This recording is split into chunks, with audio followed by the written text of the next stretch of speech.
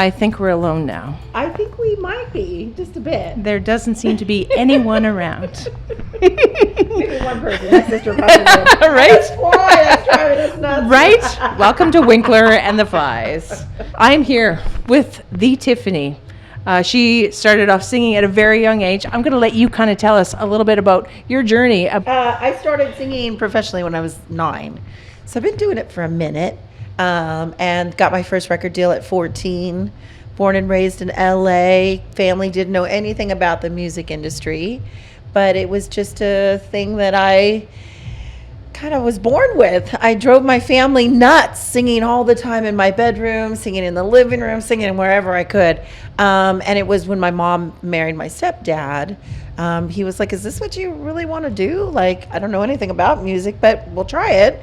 And he started asking bands at like the VFW Club, the Moose Club. Those were some of my first gigs.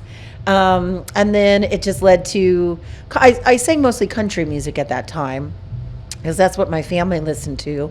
And then he would give the band like $50 to, tip them and say, "Look, my daughter wants to sing, please let her get up." And, and they'd be like, "Okay." But they always end up giving my dad back the $50 because they were like, "Oh my gosh, she's really good.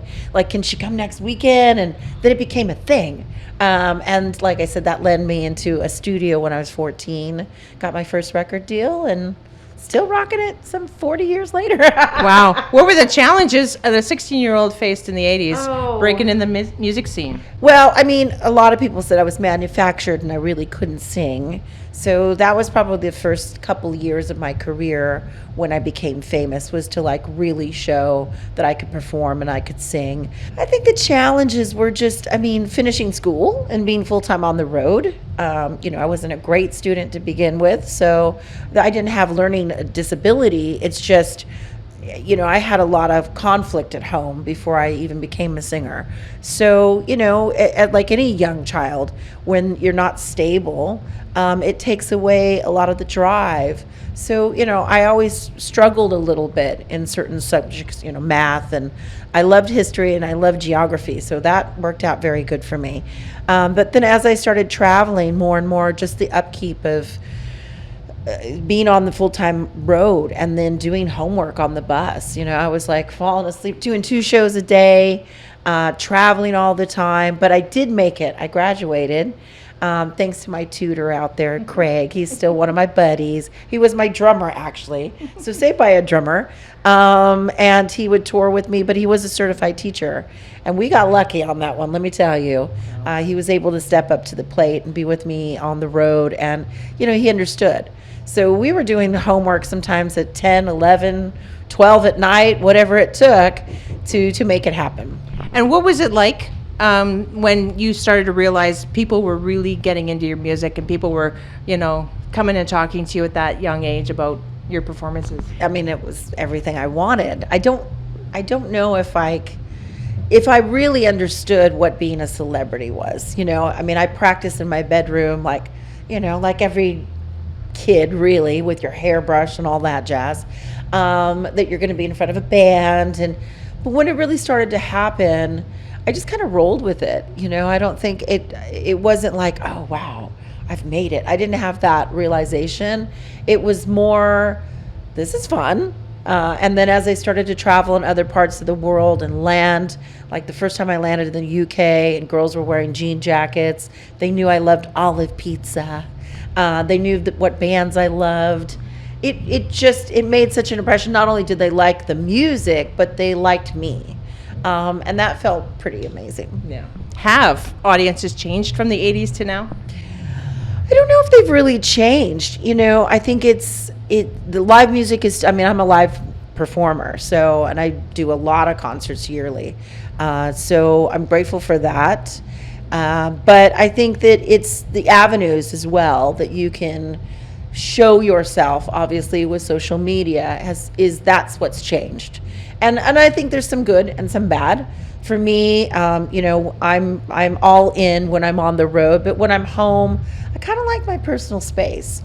So I tend to dip off of social media, and I get yelled at from my publicist and everybody. "You're not supposed to do that. You're going to keep it going." And I'm like, Well, I don't know. I'm washing dishes. It's not that exciting because I've always had the balance of, being a celebrity and having a real life as well. That's always been something that I've been able to do.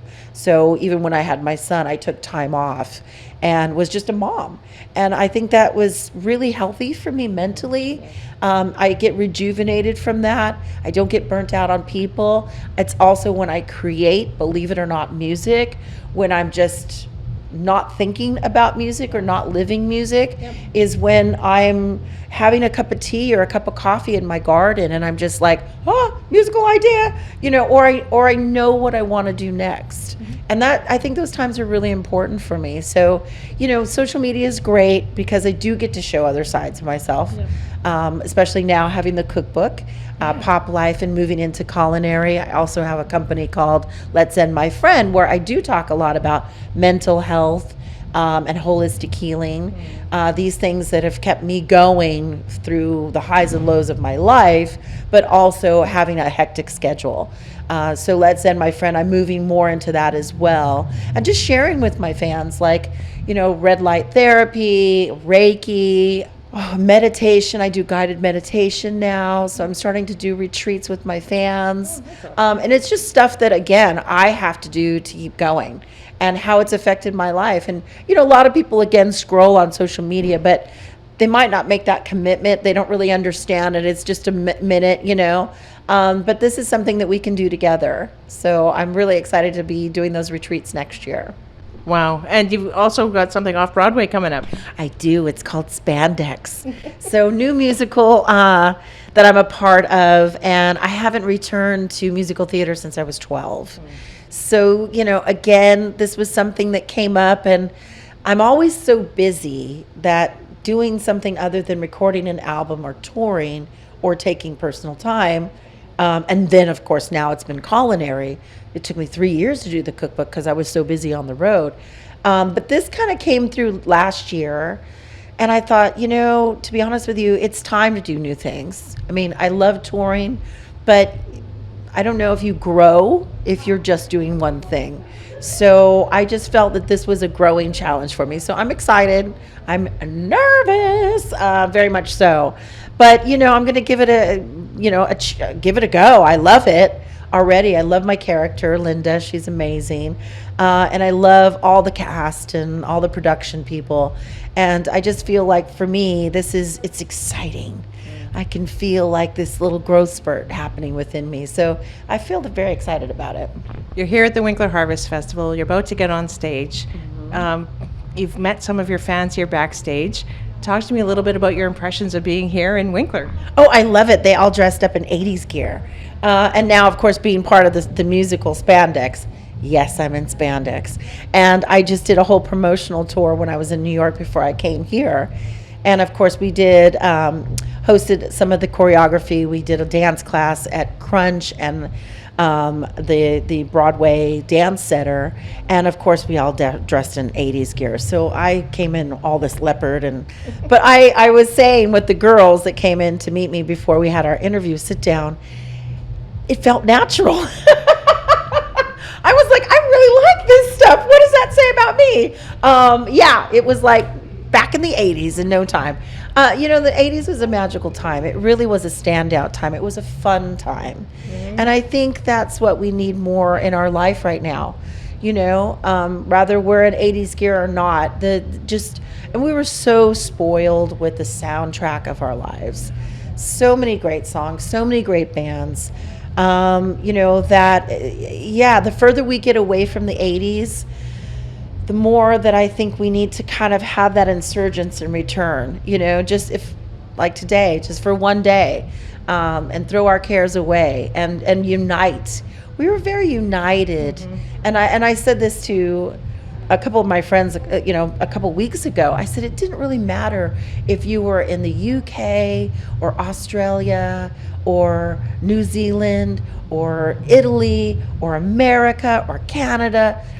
We were all living MTV, and we were all living the 80s. Yeah. And even if we couldn't communicate with each other or go to those places, we kind of knew what was going on in each other's lives. Yeah.